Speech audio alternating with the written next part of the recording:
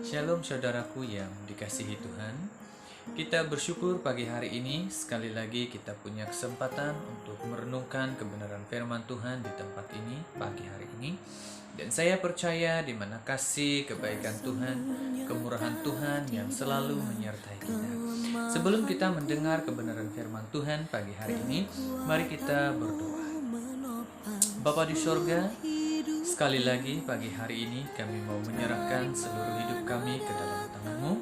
Sertai kami, urapi kami, tutup bungkus kami dengan kuasa-Mu di saat kami belajar merenungkan kebenaran firman-Mu pagi ini di tempat ini ya Bapa.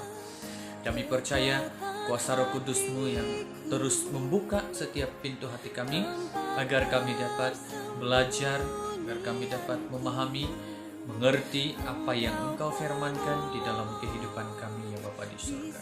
Terima kasih Tuhan, terima kasih Yesus Kristus. Kami sudah berdoa hanya di dalam nama Allah Bapa, Anak dan Roh Kudus. Kami sudah berdoa. Amin. Jadi saudaraku yang dikasihi Tuhan, kita terus melihat kebenaran firman Tuhan yang terdapat di dalam Mazmur 16 ayat yang ke-8. Dan kita juga boleh melihat di dalam Mazmur 16 ayat yang pertama sampai kepada ayat yang 11. Tapi saya hanya membacakan kepada kita pagi hari ini di dalam Mazmur 16 ayat yang ke-8.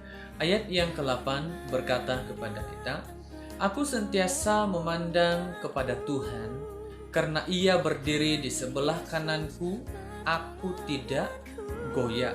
Sekali lagi firman Tuhan berkata, "Aku sentiasa memandang kepada Tuhan, karena Ia berdiri di sebelah kananku, aku tidak akan goyah." Nah, di dalam pembacaan firman Tuhan sebentar tadi, saya senang sekali mengajak kita melihat satu tema firman Tuhan yang cukup sederhana, yaitu memandang kepada Tuhan. Ya, memandang kepada Tuhan. Saudaraku yang dikasihi Tuhan, kalau mata kita itu berfungsi dengan baik, ya, kita akan memiliki atau kita akan melihat perkara-perkara yang baik, perkara-perkara yang positif yang datang daripada Allah sendiri di dalam setiap kehidupan kita. Mata memiliki fungsi yang sangat vital, yaitu untuk melihat sesuatu objek. Alkitab mengatakan di dalam Matius 6 ayat yang ke-22 sampai kepada ayat yang ke-23. Kita boleh melihatnya di sana. Nah, saudaraku yang dikasihi Tuhan, jika kita menggunakan mata ini dengan baik dan benar, akan berdampak positif ya bagi seluruh aspek kehidupan kita sebagai anak-anak Tuhan. Sebaliknya, jika kita menggunakan mata kita ini dengan tidak baik atau jahat, maka dampaknya juga akan tidak baik di dalam setiap kehidupan kita. Nah, untuk mendapatkan hasil yang terbaik dan positif, kita harus menggunakan mata kita dengan hal-hal yang benar, seperti membaca firman Tuhan, merenungkan firman Tuhan, dan lain sebagainya di dalam kehidupan kita. Kita boleh melihat secara positif, memandang dari sudut pandang Allah di dalam setiap kehidupan kita.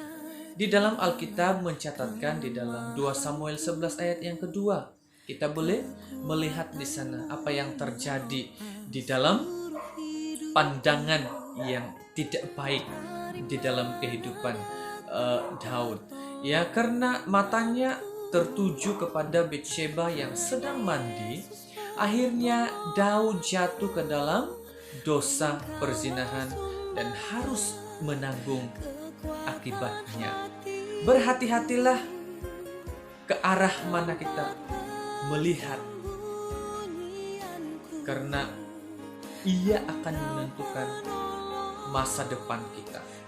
Di dalam Ibrani 12 ayat yang kedua, mengarahkan pandangan kita kepada Yesus berarti kita fokus kepada Tuhan, ya, meneladani karakter Tuhan, ya, mengikuti jalannya Tuhan, memegang teguh janjinya Tuhan.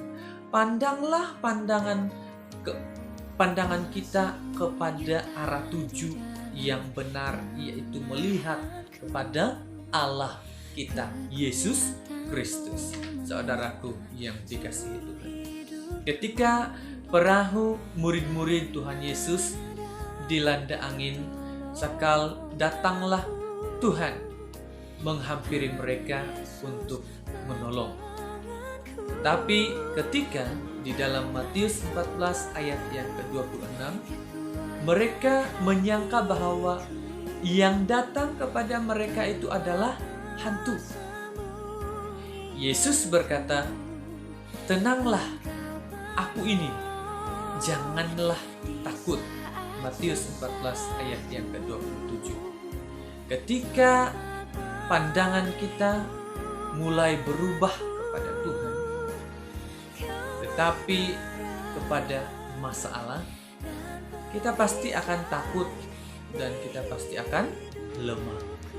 Tetapi kalau pandangan kita dengan cara pandang Allah yang positif, melihat kebaikan Allah, melihat kuasa Tuhan di dalam kehidupan kita, saya percaya kita tetap berpandangan positif, melihat perkara-perkara yang besar akan terjadi di dalam kehidupan kita, di dalam keluarga kita, di dalam gereja kita.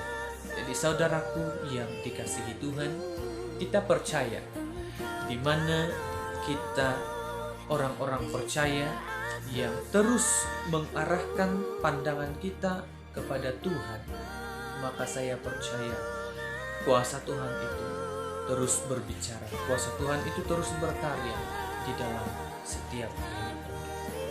Pandanglah kepada Tuhan.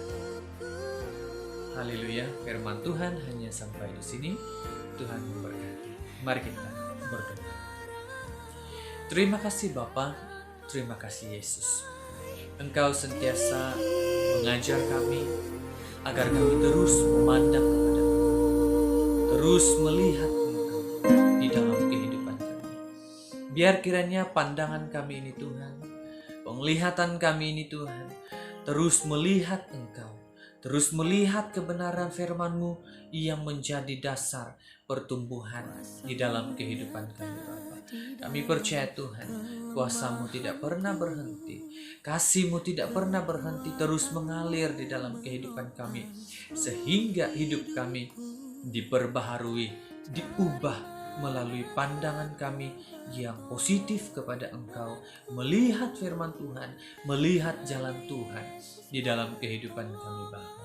Terima kasih Tuhan, terima kasih Yesus Kristus. Kami percaya kuasa-Mu, kemurahan-Mu selalu mengalir dalam kehidupan kami. Kiranya anak-anak Tuhan yang mendengar, merenungkan firman Tuhan ini terus diberkati, terus diurapi, dan menjadi anak-anak Tuhan yang selalu melihat kepada Tuhan dengan pandangan yang positif dan terus mendekatkan diri di hadapan Bapa.